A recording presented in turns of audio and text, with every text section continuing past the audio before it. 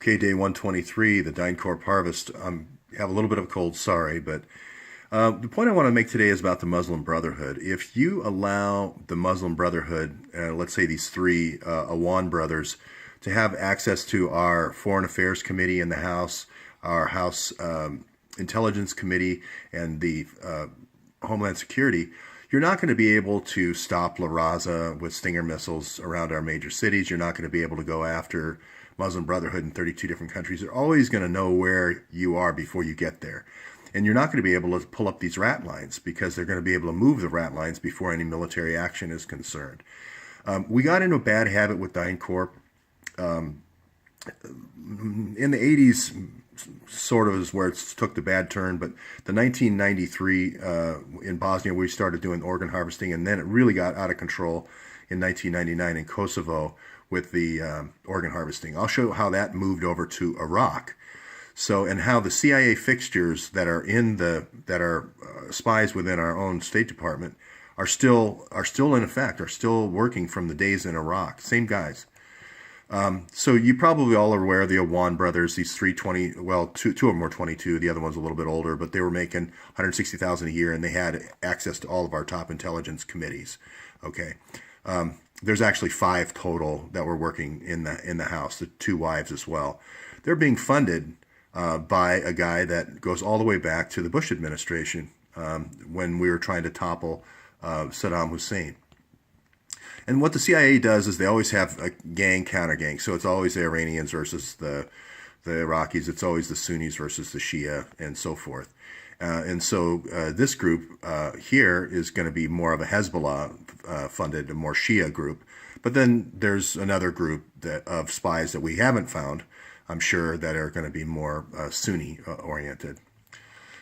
So the guy behind all this is called Al-Attar. Dr. Al-Attar. He's an internal medicine guy. He got his degree at the American University in Beirut.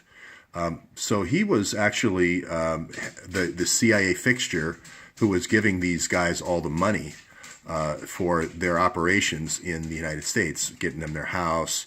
They got about $2.3 million through the car dealership that they were running together. Well, Al-Attar has his own history of kind of bilking and walking away from debt. He did FBI investigated him for $2.3 billion in fake bills in 2007 to 2009. His license suspended in 2009, revoked in 2011. Constant reports of him being exploiting women who were under the use of anesthesia sexually. IRS finally indicted him in 2012 for income tax evasion. He fled the country. But he still, up until a couple of weeks ago, was still allowed to be a member of or owner of this CIA front car dealership. It was actually called CIA, if you can believe it or not, and to funnel money to these Muslim brothers, these 5 people that were running the spy ring out of this house in Virginia. So these types of rings, this goes back to Wolfowitz. He was a CIA fixture back then in 2003. My point being is these rat lines are not new. They're very old, and they keep getting reused over and over. And until we pull off the Band-Aid, it's not going to get any better.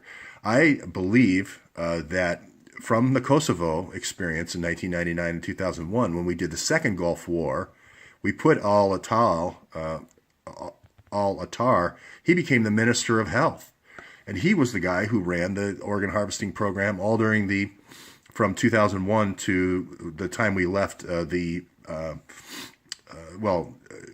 from the time we left in 2012, I believe. So Attar is going back and forth between the United States and Iraq to affect all this harvesting. That really hasn't come out yet in my reporting, but it will come out. Final slide here. I just want to say the 650,000 emails. I realize the Bushes destroyed 1.some million emails. I realize that Hillary before that did 1.1 terabyte that she destroyed from 93, so forth. I'm not going after just Hillary here. What I'm saying is if you don't pull the roots up on these rat lines, they just keep repeating themselves. That's what I'm trying to say. Those other emails of the last 20 years are gone. We have a chance now. Now, there was a judicial watch where they were just trying to get 30 of the ones that between Hillary and Petraeus that answered to Benghazi, there was a district judge who said, no, there was nothing nefarious in these 30 emails. Well, it's really not his thing to judge for the American people's right to know. It's the Federal Records Act. There are records. If someone subverts the Federal Records Act, those need to be produced immediately. And I encourage Tom Fitton of Judicial Watch to appeal that to the appellate court. And if the appellate court doesn't agree, then take it to the Supreme Court. You have to, that'll start the thread, pulling the thread. Then we'll get the whole 1,000 emails from Petraeus, because we'll see that there were programs. And then we'll be able to pull on the string a little bit more and get these 650,000 emails. So that's the update for this morning.